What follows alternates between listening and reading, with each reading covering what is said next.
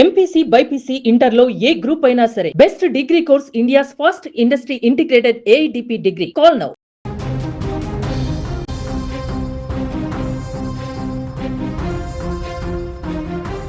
తెలంగాణ రైతాంగానికి, ముఖ్యంగా దక్షిణ తెలంగాణ ప్రజలకు ఒక అద్భుతమైనటువంటి శుభవార్త ఇది. ఎన్నో రోజుల నిరీక్షణ తర్వాత కృష్ణమ్మ పరుగులు పెడుతూ మన రాష్ట్రంలోకి ప్రవేశించింది. ఇప్పటికే వర్షాకాలం స్టార్ట్ అయి జూన్ పోయి జూలై ఎండింగ్ వచ్చేసింది. ఇప్పటికే లోటు వర్షంతో రైతులు అల్లాడిపోతున్న సమయంలో మొట్టమొదటిసారిగా కృష్ణా జలాలు తెలంగాణకి తాకాయి. ఆకాశానికి చిల్లు పడిందా అన్నట్లుగా ఎగువ రాష్ట్రాల్లో కురుస్తున్నటువంటి భారీ వర్షాలు కృష్ణానదికి మళ్ళీ జలకలను తీసుకువచ్చాయి. మహారాష్ట్ర, కర్ణాటక రాష్ట్రాల నుంచి అక్కడ కురుస్తున్నటువంటి వర్షాలకు ఉరుకులు పరుగులు పెడుతూ వస్తున్నటువంటి వరద నీరు ఎట్టకేలకు తెలంగాణలోని ప్రియదర్శిని జూరాల ప్రాజెక్టును తాకాయి. అసలు ఎగువ ఎంత వర్షపాతం నమోదవుతుంది, జూరాలకు వస్తున్న వరద ఎంత, శ్రీశైలం ప్రాజెక్టుకు నీళ్ళు ఎప్పుడు వస్తాయి, పూర్తి వివరాలు కూడా మనం తెలుసుకునేటువంటి ప్రయత్నం చేద్దాం. అలాగే ఇప్పటి వరకు జూరాలలో ఎంత నిల్వ నీరు ఉందో కూడా తెలుసుకునేటువంటి ప్రయత్నం చేద్దాం. మహారాష్ట్ర మరియు కర్ణాటక రాష్ట్రాలలో గత కొద్ది రోజులుగా నైరుతి ఋతుపవనాలు చురుగ్గా కదులుతున్నాయి.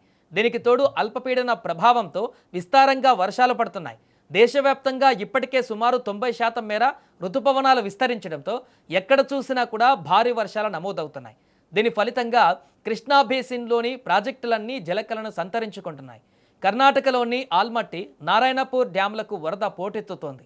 దీంతో అధికారులు అప్రమత్తమై నారాయణపూర్ డ్యామ్ గేట్లు ఎత్తి సుమారు 35,000 క్యూసెక్కుల నీటిని దిగువకు విడుదల చేస్తున్నారు. ఆ నీరంతా ఇప్పుడు కృష్ణమ్మ రూపంలో తెలంగాణ వైపు దూసుకువస్తుంది. నారాయణపూర్ నుంచి వదిలిన వరద ఆదివారం రాత్రి నాటికి జూరాల ప్రాజెక్టుకు చేరుకుంది. మొదట్లో 22,600 క్యూసెక్కుల వరద వచ్చి చేరగా సోమవారం నాటికి ఈ ప్రవాహం మరింత పెరిగింది. ప్రస్తుతం జూరాల జలాశయంలో నీటి నిల్వ దాదాపు 5.87 టీఎంసీలకు చేరింది. అయితే ఇక్కడ రైతులు గమనించాల్సిన విషయం ఒకటి ఉంది. జూరాలకు నీరు రాగానే వెంటనే కాలువలకు వదులుతారని కూడా ఆశించొద్దు. ఎందుకంటే దీనిపైన ప్రాజెక్టు డిఏ నాగేశ్వరరావు కూడా క్లారిటీ ఇచ్చారు. ముందుగా జూరాల ప్రాజెక్టు పూర్తి స్థాయిలో నిండాలి, ఆ తర్వాతే ఎత్తిపోతల పథకాలకు, కాలువలకు సాగునీటిని అందిస్తామని కూడా ఆయన స్పష్టం చేశారు. కాబట్టి ఆయకట్టు రైతులు ఇంకొద్ది రోజులు ఓపిక పట్టాల్సిందే అని చెప్తున్నారు. బట్ ఎగువ నుంచి భారీగా నీరైతే వస్తుంది కాబట్టి కొద్ది రోజుల్లోనే అది కూడా ఓపెన్ అయ్యేటువంటి అవకాశం ఉంది. మరోవైపు జూరాలకు వరద ఇలాగే కొనసాగితే త్వరలోనే ఉమ్మడి తెలుగు రాష్ట్రాల ప్రధాని అయినటువంటి శ్రీశైలం ప్రాజెక్టుకు కూడా ప్రవాహం మొదలయ్యేటువంటి అవకాశం ఉందని జలవనరుల శాఖ అధికారులు అంచనా వేస్తున్నారు. ఇక నాగర్ కర్నూలు జిల్లా కొల్లాపూర్ మండలంలోని మహాత్మాగాంధీ లిఫ్ట్ ఇరిగేషన్ ప్రాజెక్టు కింద సోమవారం నుంచి రిజర్వాయర్లకు నీటి పంపింగ్ ప్రారంభించారు. సింగోటం, జొన్నల బొగుడ, గుడిపల్లి రిజర్వాయర్లను నిరంతరాయంగా నింపేటువంటి ప్రక్రియ కూడా మొదలుపెట్టారు.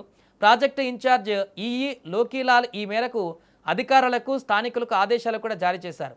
రిజర్వాయర్లలో నీటి మట్టం పెరుగుతున్నందున మత్స్యకారులు అప్రమత్తంగా ఉండాలని, చేపల వేటకు వెళ్లవద్దని కూడా తీవ్రంగా హెచ్చరించారు. మొత్తానికి ఎగువన కురుస్తున్నటువంటి వర్షాలు తెలంగాణ రైతుల మోములో ఇప్పుడు ఆనందాన్ని నింపుతున్నాయి. అదేవిధంగా వర్షాలు కొనసాగి మన ప్రాజెక్టులన్నీ నిండి ఈ ఏడాది 2 పంటలకు పుష్కలంగా సాగునీరు కూడా అందాలని ఆశిద్దాం.